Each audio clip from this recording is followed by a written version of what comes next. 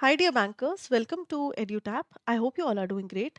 This is lecture 7 of JAB Target 50 of IE and IFS, जिसमें कि हम 50 topics cover कर रहे हैं इस सीरीज में, जो कि आपको एग्जाम में बहुत ज़्यादा हेल्प करेंगे और जैब क्वालिफाई करने में बहुत मदद करेंगे. सो आज का जो टॉपिक है, it is going to be about MSMEs, that is micro small and medium enterprises, which is a very important topic from examination point of view. So before moving ahead I also want to tell you कि एक document हमने prepare किया है जिसमें आपको most important topics, most important MCQs and PYQs की list मिल जाएगी. ये आपकी प्रेपरेशन को एक डायरेक्शन देने में बहुत मदद कर सकती है, तो इसे आप डाउनलोड कीजिए. The link is in the description and it is absolutely free of cost.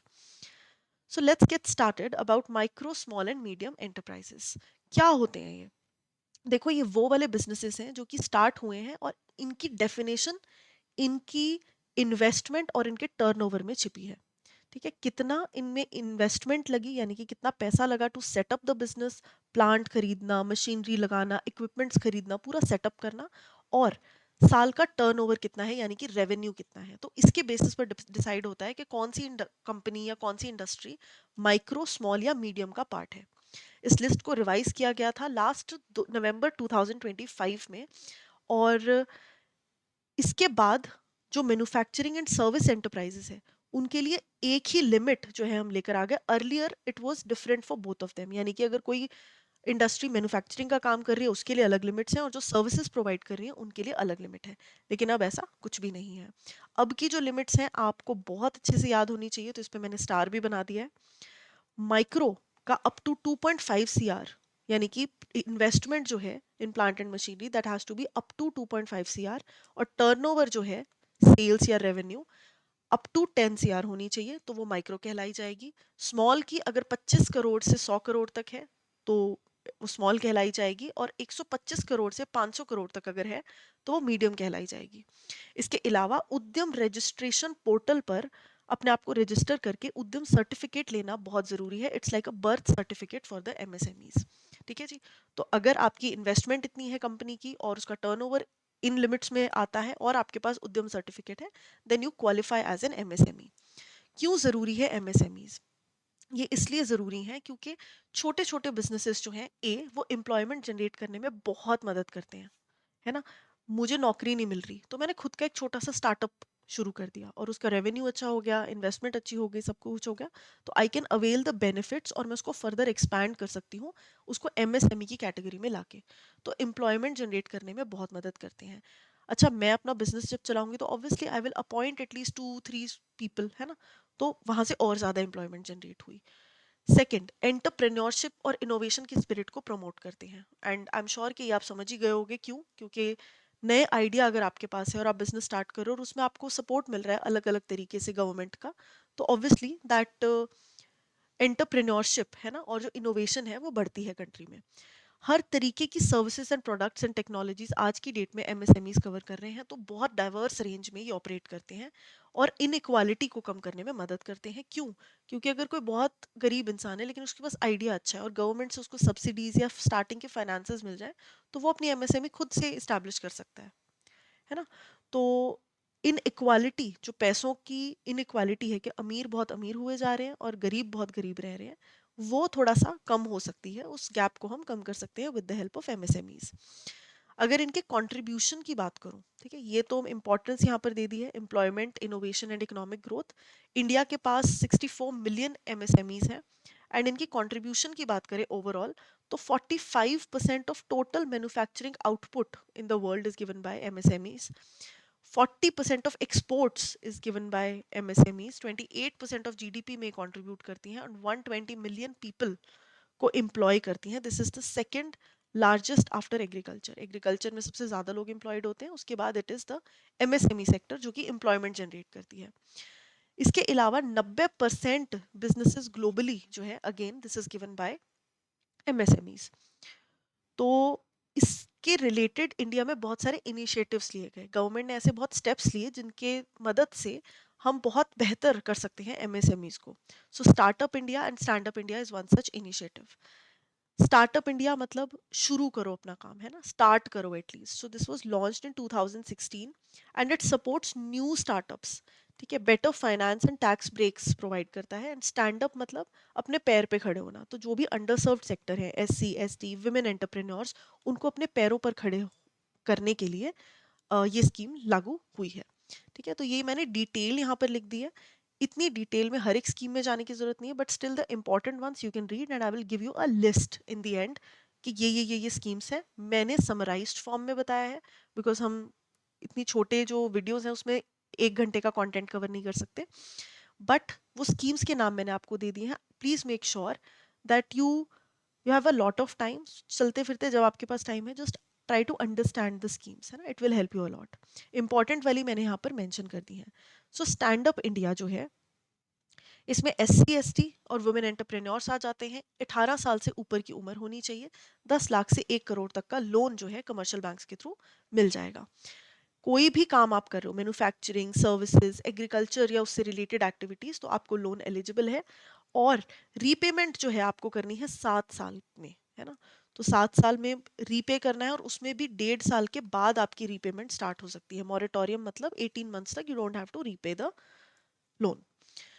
Startup India की बात करूं तो ये नए नए जो स्टार्टअप्स, इनोवेशन है ना, न्यू आइडियाज, कोई नया बिजनेस स्टार्ट कर रहा है तो उनके लिए है। इसमें टैक्स बेनिफिट्स बहुत मिल जाते हैं। अगर आप एक प्राइवेट कंपनी की तरह रजिस्टर हो रहे हो, है ना, या एक पार्टनरशिप फर्म की तरह, एक लिमिटेड लाइबिलिटी पार्टनरशिप की तरह, और आपका टर्नओवर 100 करोड़ से कम है, और आपको बने हुए, आपकी कंपनी को बने हुए 10 साल अभी तक नहीं हुए, तो आप इस स्कीम का बेनिफिट ले सकते हो। स्टार्टअप कंसिडर करने के लिए एक चीज बहुत जरूरी है कि ऐसा ना हो कि आपकी पहले एक कंपनी चल रही हो, आपने उसको स्प्लिट करके B और C बना दिया, और अब आप बोलो कि ये दोनों स्टार्टअप है। It will not be counted as startup. Idea नया होना चाहिए, इनोवेशन होनी चाहिए, और स्टार्टिंग से बिजनेस सेटअप होना चाहिए। बेनिफिट क्या मिल जाएंगे? सरकार आपको बहुत सारी जगहों पे ease of doing business provide करेगी, यानी कि कंप्लाइंस के जो paper work and license and everything, वो बहुत इजी कर देंगे आपके लिए, सब कुछ ऑनलाइन कर देंगे। सेल्फ सर्टिफिकेशन का ऑप्शन आपको देंगे। सिंगल विंडो क्लियरेंसेस होंगी, ताकि स्ट्रीमलाइन प्रोसेसेस जो है वो चल सके और टाइमली चल सके। टैक्स बेनिफिट बहुत ज़्यादा प्रोवाइड कराए जाएंगे, 3 कंसेक्यूटिव फाइनेंशियल ईयर्स तक जब आप ये बेनिफिट क्लेम करते हो।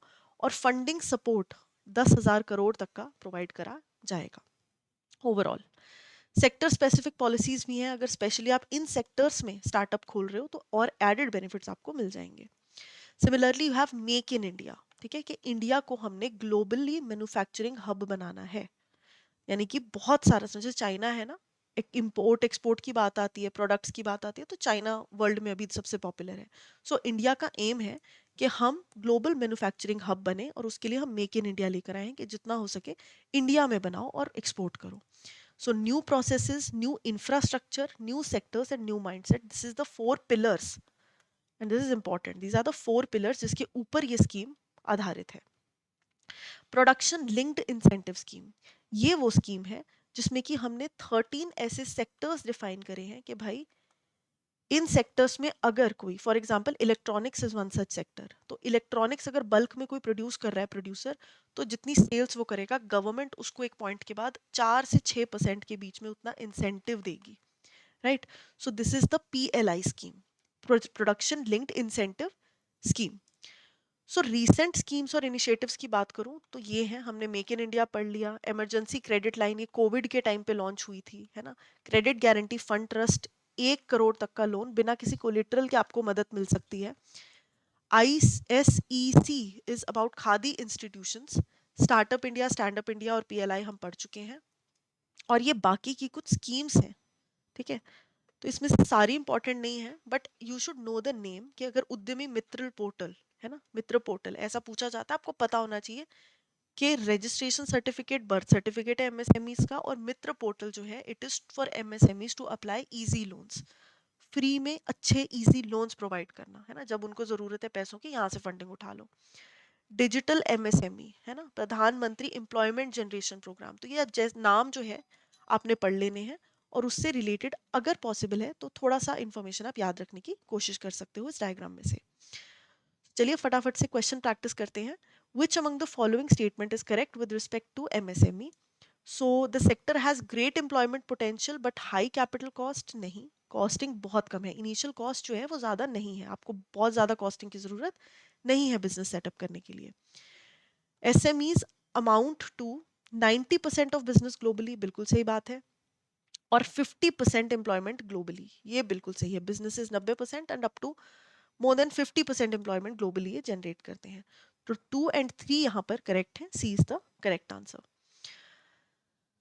अगर बात करें मीडियम एंटरप्राइजेस की, तो उसके लिए लिमिट क्या है, जो लिमिट रिवाइज हुई है, तो मीडियम एंटरप्राइज यानी कि जो सबसे बड़े वाली एंटरप्राइज है इस केस में माइक्रो स्मॉल मीडियम, उसका 125 सीआर एंड 500 सीआर है ना, टर्नओवर 500 करोड़ और investment 125 CR, so C is the correct answer. Make in India initiative की अगर बात करें तो this is about increasing agriculture export. देखो एक्सपोर्ट बढ़ाने के बारे में है लेकिन स्पेसिफिकली एग्रीकल्चर के बारे में नहीं है।